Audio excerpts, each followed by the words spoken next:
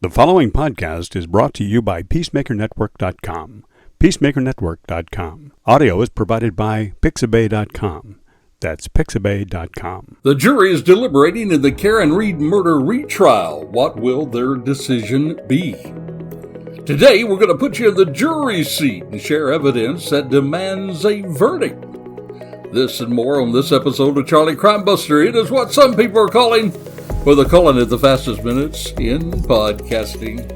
The views and opinions expressed in this presentation are solely those of the individuals participating and do not represent those of city, county, state, or federal law enforcement agencies nor sponsors and platforms of this presentation. All individuals described or mentioned in this presentation should be considered innocent until found guilty in a court of law. This presentation contains subject matter such as violence and graphic descriptions. Listener and viewer discretion is advised. Well, hello and welcome to this episode of Charlie Crimebuster. Glad to have you on the Charlie Crime Train today. We've been covering the Karen Reed trial for 8 weeks now. And we're in that time that the jury now has the trial. They're going to be making that decision. And we're going to give you an opportunity to put your own self right there in the jury box, so you can make your own decisions as well. We're going to tell you about the evidence today on both the prosecution side and the defense side. But first, let me take a moment to welcome you, especially if you're a new listener. We'd love to hear from you. You can reach me, charliecrimebuster@gmail.com, charliecrimebuster@gmail.com. If you're listening on your podcast platform, please hit that subscribe button, and every time you can, hit the like button when you have that opportunity, especially those on the YouTube channel. If you'd like to make a suggestion about what you'd like to see us cover in the coming weeks, then feel free to reach out with that shout out. If you'd like to lodge objections, you don't like what you hear, you don't like what I said, or you don't agree with what I said, we say there's always a safe spot here, then reach on out with that shout out, charliecrimebuster@gmail.com. Now, I would not be doing you a real favor if I didn't give you an opportunity to check out PeacemakerNetwork.com. You can read about those real heroes out there, not the one on TV, not the one that you see in the movies, not the one you see online, but we're talking about the brave men and women who put their life in danger for ours. We're talking about the military, those great brave men and women. We're talking about law enforcement and those first responders who rush to save us in a disaster and tragedy. You can read all about that. You can become a part of our team as we support those folks by becoming a badge, BADGE supporter. Go on over to PeacemakerNetwork.com. Don't forget to check out the YouTube channel. You can see all of our podcasts are listed there, or you can go, of course, to CharlieCrimebuster.com, CharlieCrimebuster.com. There's over 300 podcasts there for you to choose from. And again, don't forget to check out the YouTube channel, because we also talk about the podcast that we just delivered that week. In the middle of the week, we talk about that. James Buckland and I, we discuss it. He's our producer, and we talk about the podcast you're listening to right now. Especially stay tuned. Make sure you hit the subscribe button so you can be notified, because we're probably going to get a verdict this week. I would not be surprised if we don't have a verdict this week. So now let's get right down to it. In the evening of January the 28th, 2022, Karen Reed met O'Keefe for drinks at a local Canton bar. Telling you this just to give you a little summary so you'll be right up with what we're doing. They met around 9 p.m. I think it was C.F. McCarthy's bar there in the Canton area. Then they went across the street to the Waterfall Bar and Grill. That was a little bit before 11 p.m. And there was a group of people that they knew that was already over there, and they went and began to talk with him. And it also included retired Boston police officer Brian Albert and his wife, Nicole Albert. You see, O'Keefe and Reed then, they were invited to go to the Albert's residence at 34 Fairview Road, address you hear a lot in this trial. They were invited to go to that residence around midnight, as that bar was closing there. Now, the security footage does show them leaving, both of them together, around 12:11 a.m. And, of course, there are other people invited to the residence that night, and that's where Jennifer McCabe comes in, who was a witness in this trial, and her husband, Matthew McCabe, as well as, and listen to this one, ATF agent Brian Higgins.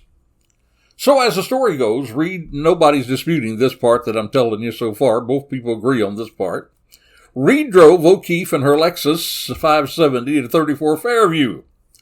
even though she was unfamiliar with that neighborhood. She pulled up in front of the house around 12:24 a.m., but she did remain in the car, as Reed says that she felt uncomfortable going inside.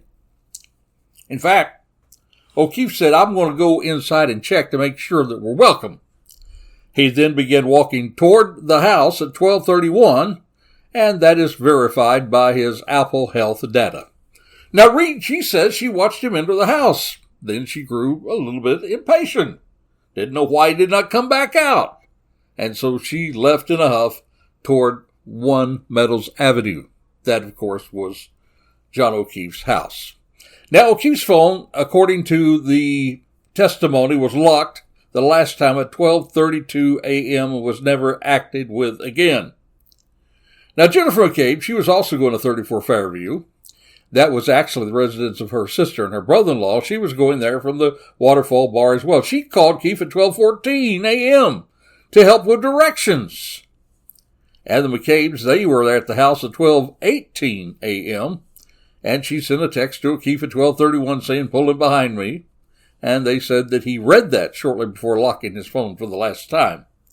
She said she did not send another text. In fact, she didn't for 9 minutes. At 12:40 a.m., she sent a text saying, "Hello." Now, here's something interesting. All this happened 12:31. Well, at 12:36, Reed had already connected to the Wi-Fi back at Keefe's house. She left him a whole bunch of voicemails. Told him that she felt that he was just using her as a babysitter while he went out and partied and drank. Her last attempt, well, was at 1:18 a.m. And then at 4:38, she woke up and she then again continued to try to call O'Keefe. At around 4:53, Reed contacted Jennifer McCabe, and she asked her to help look for O'Keefe. At 5 a.m., Reed contacted Carrie Brooks, another friend of O'Keefe's, to join them. So around 5:07 a.m., Reed was seen on O'Keefe's Ring camera footage backing out of the garage in her Lexus. And listen to this. This is important.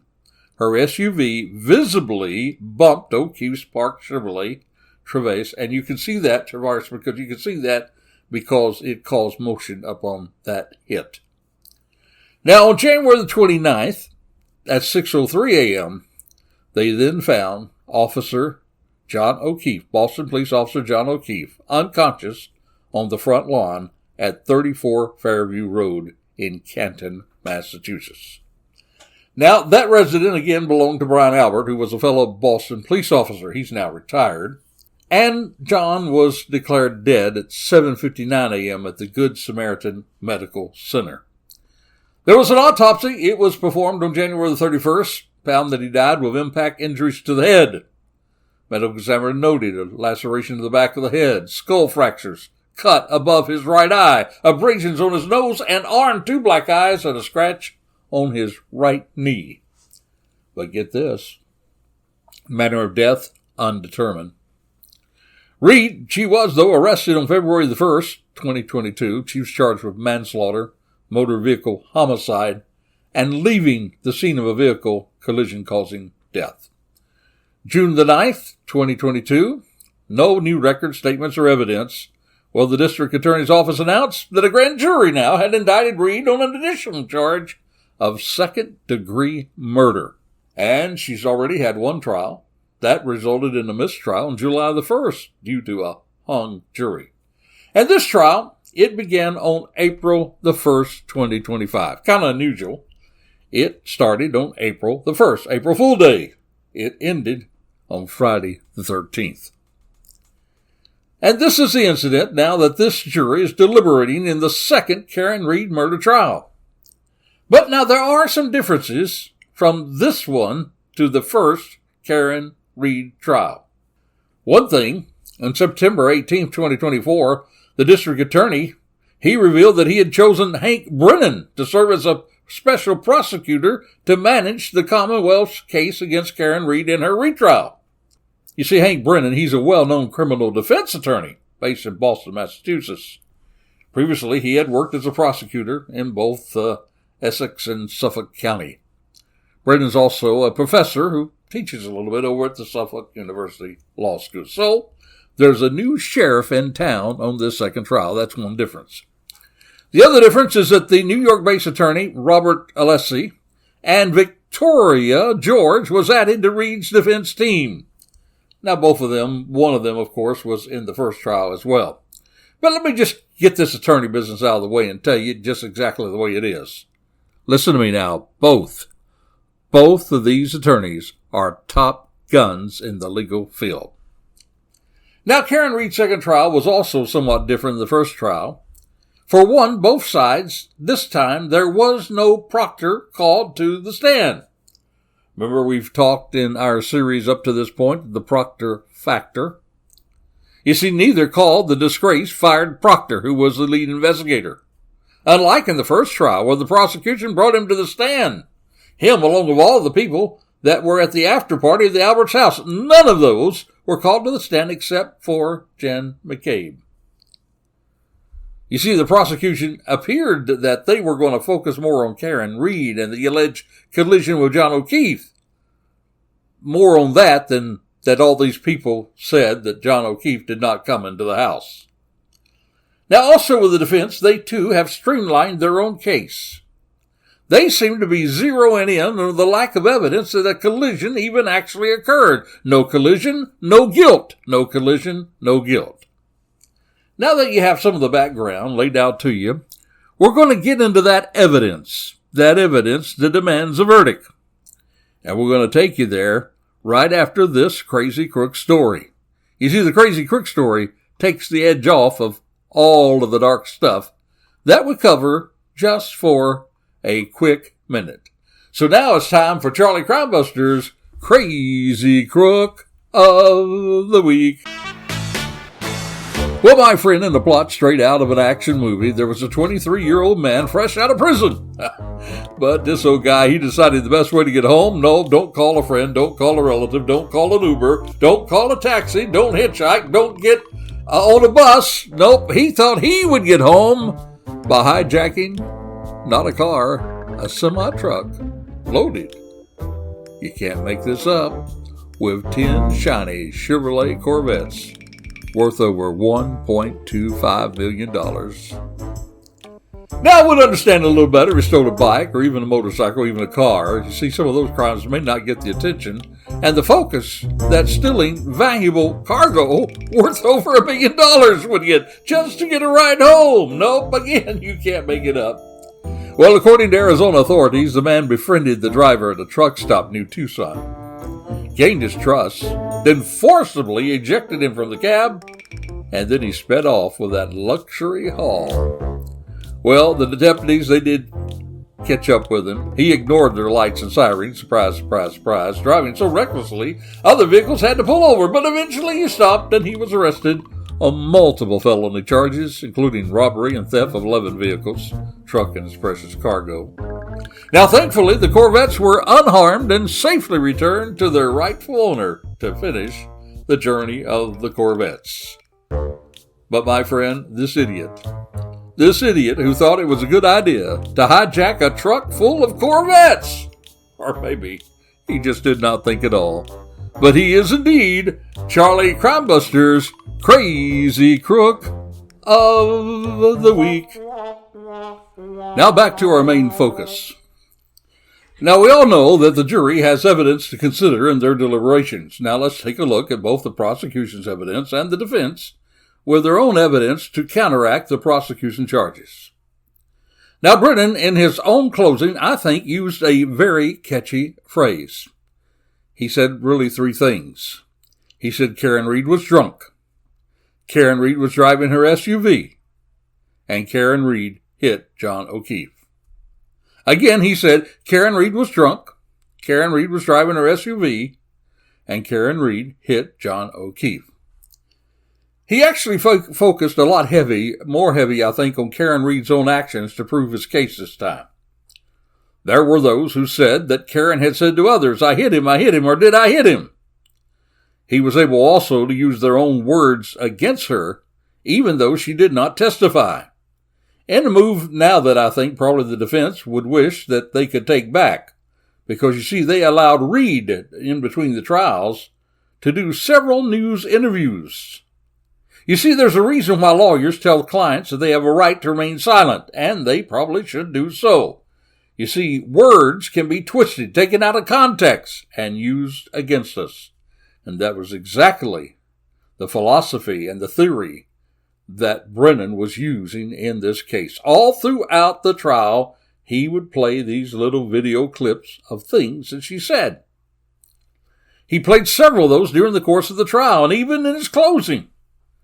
The most damaging one, by far, according to my own thinking, was one in which she talked about that, well, there was music playing on the stereo in the vehicle. It was snowing, she said. And then she said, well, I don't think I hit him. I may have clipped him. You see, to those words, that certainly could not help her case. I don't think I hit him. I may have clipped him. He looked all right when I left. He didn't look incapacitated. Something to that effect she said before the jury. On another one, she said she did not think that John knew about her flirtation with the ATF agent Brian Higgins, one in which the defense is at least hinted to that could have been a motive for a fight in the house that the defense alleges it could have happened that night. Brennan goes on to explain how difficult it would be for all those people to be part of some sort of conspiracy. He also mentions that when Karen called Jen McCabe the next morning telling her that John did not come home, he first told her that she left him at a bar, not at the house. Then when she called another person about John not coming home, she did not say, hey, when did he leave the party? She just said something to the point of, he may have been hit by a snowplow, to another person, like she was preparing the people for the fact that he had been hit and injured. He also mentioned the terrible voicemails that she left when she was angry with John and how the relationship had turned sour in the last few months.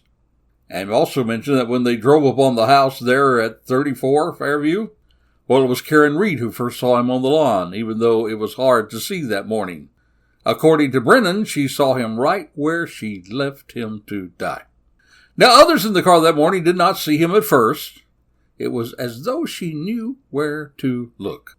Then Brennan goes to his own experts and the timeline that O'Keefe's phone went silent just minutes after he got to the property at 34 Fern Street. He tells the jury that no one saw John O'Keefe go into the house that night. He then mentions, probably the most damaging part, that there were pieces of Karen's taillight found on the lawn later near his body, that they were intermingled with some of the clothes that he was wearing. Points out that Karen Reed's taillight was damaged and that the black box in the Lexus SUV reported an event where she engaged her vehicle in reverse for several feet, up to over 20 miles per hour, where, according to Brennan, she hit him. Now, I will say that perhaps realizing that he had a problem with his experts compared to the defense's experts, he said something that I thought was quite effective in his closing. He simply said, the experts will not make the decision on what happened that night into the morning. They are not the important ones, but rather it is the jury. It's you that will be the ones that make the decision. And that you as a jury have something the experts do not have. You have common sense. And common sense tells you that Karen Reed was drunk. Karen Reed was driving that night. Karen Reed hit John O'Keefe and left him to die in the yard. I think he did the best he could with the cards that he was handled. What do you think, though? Will that be enough? Could you, based on what he said about the taillight, the triggering event on the black box of her reversing in the night? Now notice it triggered that there was a point it was reversing in the night. It did not say that there was a collision. It just said that it reversed in the night at a high speed. Could you vote that she was guilty beyond a reasonable doubt? Well, wait a minute. Now it's time for the defense. Jackson comes out with blazing guns. He points out the poor investigation. They were able to argue what is called Bowden. That is how terrible the investigation was. In fact, not revealed to the jury, but just to let you know how bad this investigation is, let me share with you that in November 2023, Canton, the city of Canton, held a special town meeting. Residents voted in favor 903 to 800 of an independent audit of the Canton Police Department due to the ongoing investigation in this case. And that audit, my friend, was actually concluded ahead of this second trial. And the audit itself, an independent audit, found that first responding officers did not photograph O'Keefe at the location where he was found before he was removed to the ambulance. Interviews of critical witnesses was not conducted at the Canton Police Department on the day after O'Keefe was transported to the hospital, and witness interviews were not recorded. They also said that the Massachusetts State Police and the Canton Police did not maintain a police presence at 34 Fairview Road pending the secondary search conducted by state police crime units. In other words, folks, that scene was unprotected. There was a time when people could come and plant evidence. And Canton Police did not even turn over video footage maintained on their computer systems of Reed's SUV while it was housed at the Canton Police Department, all the way from January the 29th to February the 2nd. They did not release it to lead investigators.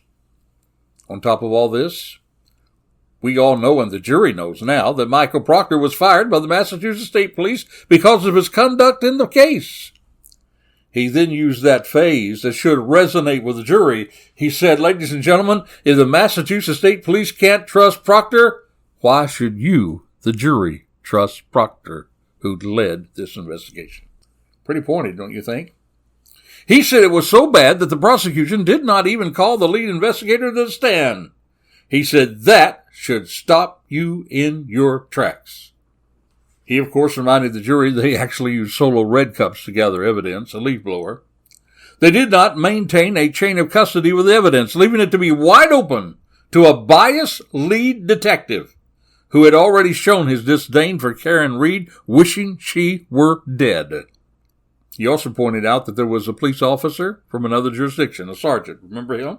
The sergeant who testified under oath that when he went with the police to pick up Karen's vehicle the next day at his jurisdiction, because her vehicle was parked at her father's house then, that when he was there, he did notice that the tail light had been cracked, missing piece the size of $1. But when he was showed a picture of the tail light after it had been taken in custody with the state police at the Canton Side Airport, he said that tail light was not the same as it was when he saw it earlier in the day. In other words, someone or something had tampered with that same tail light. He attacked the prosecution's experts, pointing out how one of the experts had lied about his education, how the other could not even prove what happened one way or the other.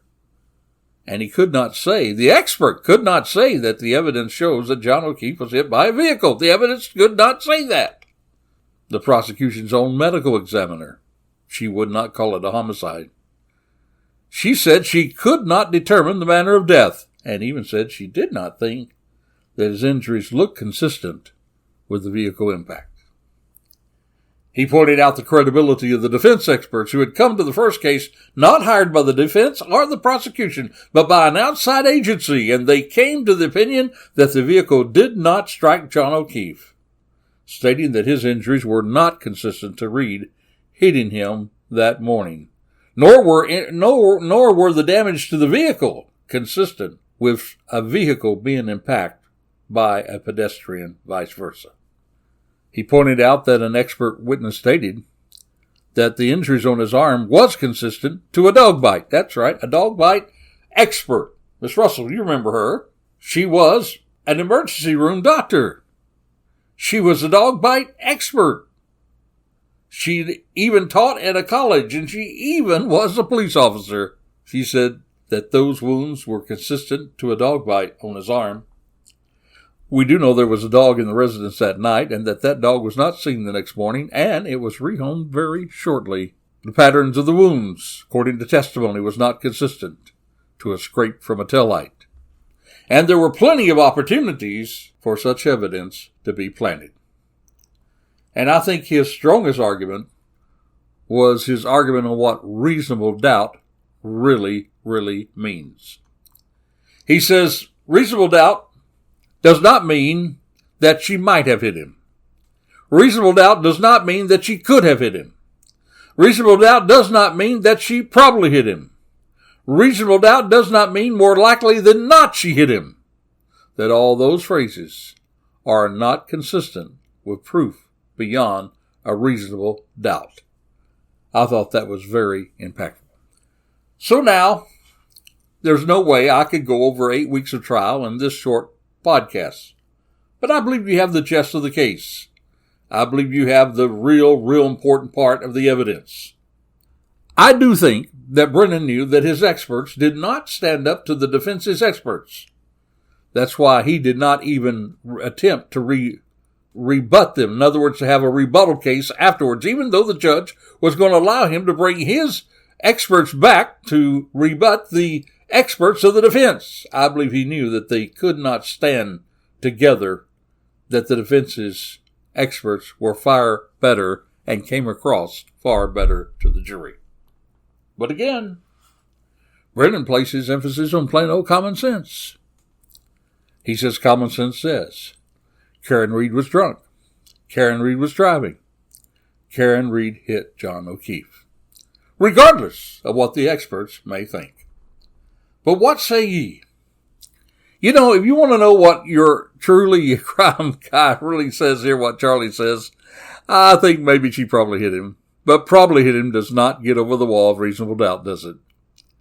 You know, that would probably be my vote. My vote would have to be not guilty, because I don't think the prosecution proved the case beyond a reasonable doubt. I believe she did it, but I don't believe they proved it. This investigation was in the gully long time ago when it first started. If you don't investigate a case right, things like this can happen. You see, that's why in cases like this, the jury does not say that the person is innocent, but rather they say they're not guilty beyond reasonable doubt. However, my friend, the important opinion is not mine nor yours. It is what this jury says. Remember, we have far more information than the jury does. We have the first trial as well to remember. They do not. They only have what passed in those 8 weeks or so of this trial. So what will they say? Now, they're going to go for their first day, full day of deliberations today when this podcast is released. They started last Friday, but only for about an hour or so. Then they went home for the weekend. We're going to keep you informed, and probably, my friend, probably by next week, probably in just days of this week, we may have a verdict. My prediction, we're going to have either one or two verdicts. I believe it's either going to be not guilty or it's going to be a hung jury. I just cannot see them convicting him. I do not think they can get over the wall of reasonable doubt, unless they may decide. They may decide to compromise on the lesser charge of OUI. They can do that. That OUI charge, operating the vehicle under the influence, which might give the jury an out. Just operating the vehicle under the influence. But that, my friend, would also be seen as a major victory for the defense. So what say ye? What will happen? We are all waiting to hear what this jury says. So reach out with that shout out. Tell us what you think. Reach me, charliecrimebuster at gmail.com, charliecrimebuster at gmail.com. Make sure you hit that subscribe button. That way you can be informed when we drop the next podcast. If we have some sort of verdict in the next few days, we will do a special podcast going ahead and covering that even before the next release date of the next podcast. So make sure you hit the subscribe button so you can be alerted whenever we have a verdict. We'll be talking to you about that. Until this time next time, Charlie here, thanking you for joining us today, inviting you to join us the next time. Till this time next time, Charlie Crimebuster saying, be safe, be alert. Yep, for the life you save, it may be your very own. You have been listening to Charlie Crimebuster. We would like to thank our sponsor, the Peacemaker Network, and also encourage you to support the first responders, military, and law enforcement personnel by contributing to the Peacemaker Network. That's peacemakernetwork.com. peacemakernetwork.com. You can also support us by subscribing to our YouTube channel, tag @CharlieCrimebuster. And once you arrive there, click the subscribe button. By doing so, you'll be notified each time we drop one of our shows. Another more convenient way for you to listen to our podcasts are for you to say to your smart speaker, play Charlie Crimebuster. If you have comments or suggestions, we would love to hear from you. So please send them to charliecrimebuster at gmail.com. That's charliecrimebuster at gmail.com. Or you may call or text us at 407-917-2211. That's 407-917-2211. Thank you for joining us today, and we hope that you will join us next week for another exciting crime story with Charlie Crimebuster.